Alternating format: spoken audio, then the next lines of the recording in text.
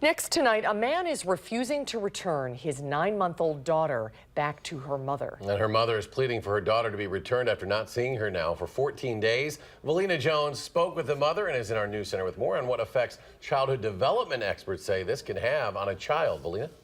Well, Eric, Demetrius Jones says she just wants her daughter back. The two parents have a shared custody agreement. She says she's shocked that her daughter's father will not only not work with her or authorities to return her baby girl.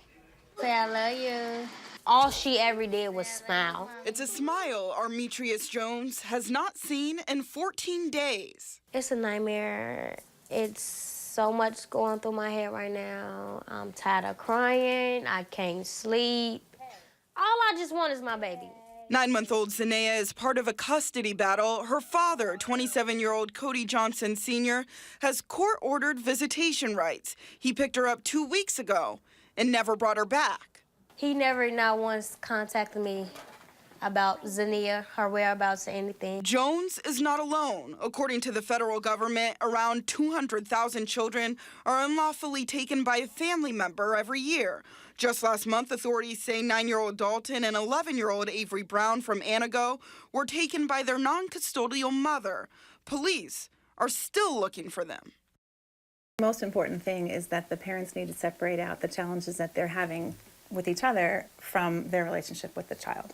Children need consistency. Child development specialists say effects on a child depend on their relationship with the parent and the safety of the environment. In a negative environment, it can lead to separation and behavior concerns. There's been an attachment that's been formed with the parent, and when the child is separated, that attachment is stressed.